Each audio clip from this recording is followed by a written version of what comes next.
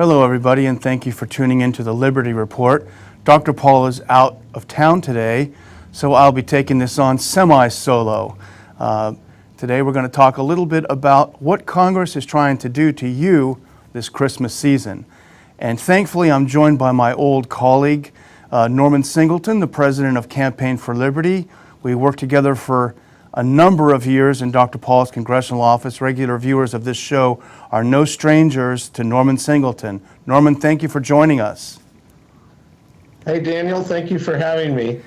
Yeah, it's seems to be an annual DC tradition where they rush through a big, what they call an omnibus bill, should be called the Omnibus bill, that is chock full of spending and little riders and stuff that is thrown in there because they know that they would have a problem getting it through if it went through itself. There's one thing in particular that doesn't involve spending a whole lot of money, but it's a danger.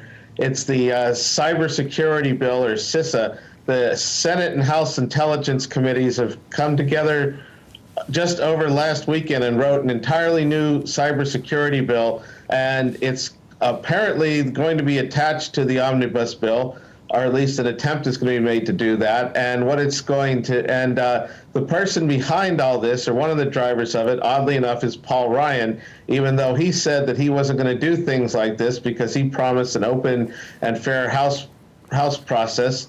Of course, Pelosi promised that when she took over for Hastert, who promised that when he took over for Newt, who promised that when he took over for in '94, and then Boehner promised that when he took over in 2011. And as you remember, Daniel, they don't really follow through on that promise. And you also remember the thrill of waiting the weekend before Christmas and finding out that, and wondering if we're actually going to go home for Christmas, and getting a wonderful little Christmas present of a huge, big spending bill that's going to pass at 6 in the morning. Yeah, it kind of leaves you with indigestion that you feel after eating Christmas dinner. But, you know, you're right, it is like Lucy and Charlie Brown, you know, kicking the football over and over. You know, here's a quote from Paul Ryan when as he was being sworn in, quote, "No more midnight bills rush through outside the committee process."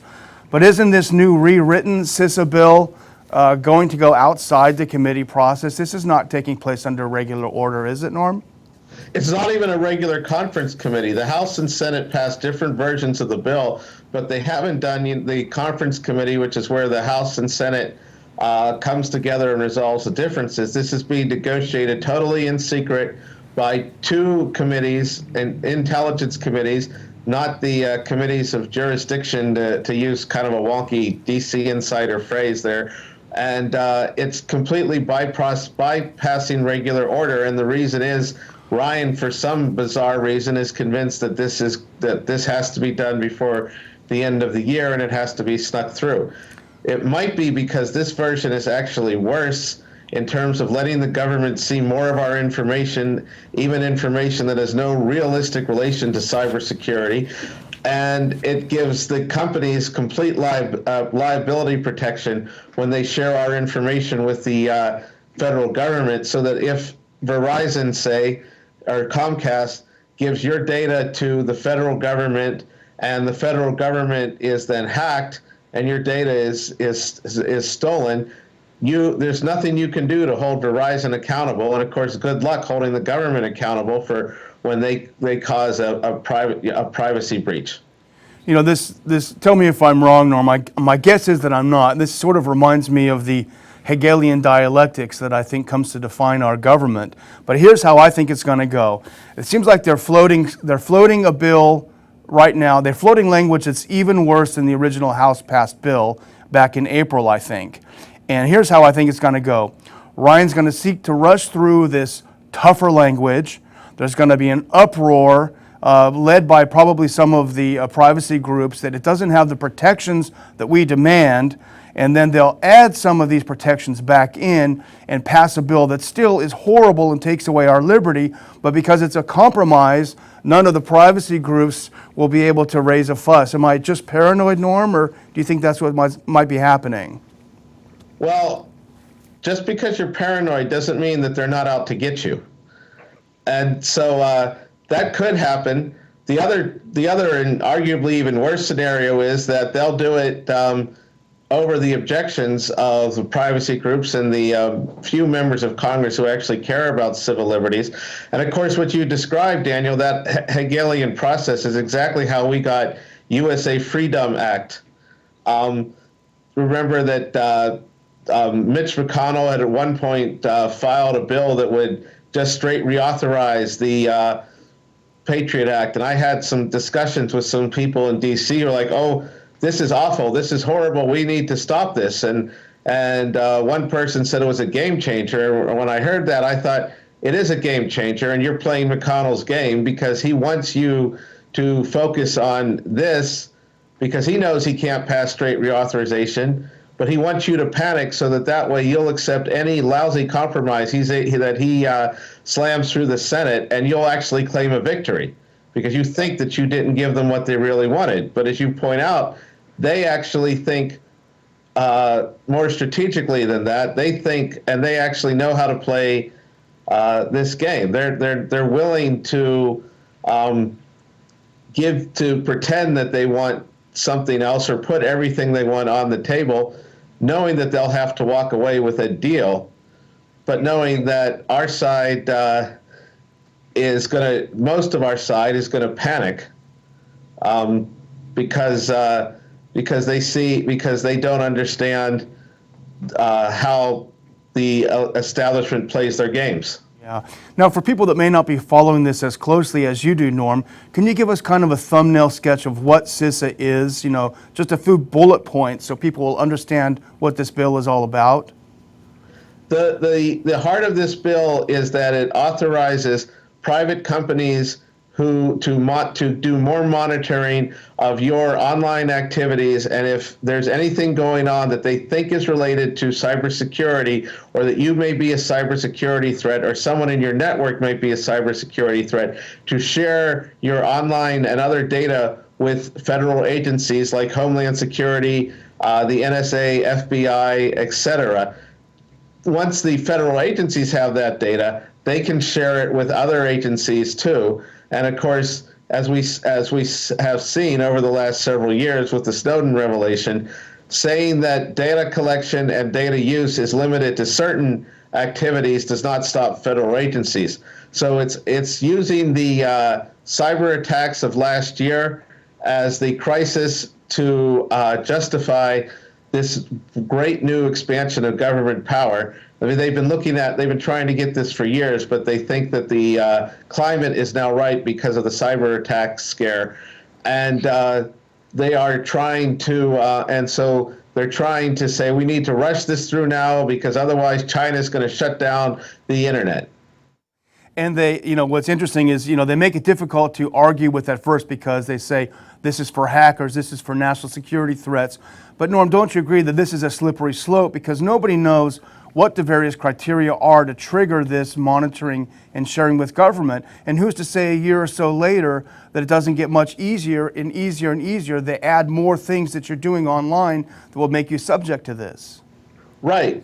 They're going to say, and they could say, for example, if you go to a website like you go, Daniel, and I go sometimes to the Daily Mail or other foreign news websites, that maybe because some server in Britain was hacked, and one of the people who was affected in Britain was also on the Daily Mail site around the same time you were, that therefore you have a connection to a hacker, therefore they can get in and see what you were looking at the Daily Mail. That's a hypothetical, and that sounds like a strange chain of events leading them to get the right to collect your data, or Verizon or Comcast to turn over your data. But you know how these people work. If they want your information, they'll get your information, and they'll take any inch that Congress gives them, and they'll turn it into not just a mile, but a whole superhighway. Yeah, exactly. Well, we know that that they are planning to do this. This beast keeps popping up every Congress. It looks like they'll finally get it through this year. But let's switch to the next little nightmare before Christmas, Norm, and this is the continuing work to tax our internet transactions. Can you fill us in on what's new on this issue? Well, for several years, there's been a big push by governors and some state legislatures and private businesses to pass a federal law that would force online retailers to collect sales tax from their customers. This would subject, Daniel, you in Texas, if you bought something from a online retailer located in Virginia, you'd have to pay Virginia sales tax even though you don't live in Virginia anymore. And it's a very the Supreme Court has said that states cannot tax in this situation, so this would overturn that decades-old decision, and it wouldn't necessarily hamper the big internet businesses. In fact, unfortunately, Amazon.com, which is a great business, but their business model has changed so that it would benefit them to have their smaller competitors have to comply with these regulations. So they're actually for it. Walmart is for it. Target is for it. You know, all your big box retailers and all the large online competitors. Who it would hurt is the small entrepreneur. To give you a hypothetical example, in Dr. Paul's homeschool curriculum, one of the features is that students get to set up a small online business. Well, imagine one of the things that if this goes through, that those kids are going to learn is the government doesn't want you to start your own business because, they say they start selling a product, they make shoes or something, they do well, they start getting a little bit of revenue, they become successful, all of a sudden, when they're starting to boom, they get hit with this internet sales tax. It's going to really stifle the growth of what is now the real, or actually only bright spot in terms of entrepreneurship, it seems like, in the American economy. The next Amazon, the next Overstock, these businesses are the next eBay. They're going to be strangled in their crib. And this is Go ahead, Norm.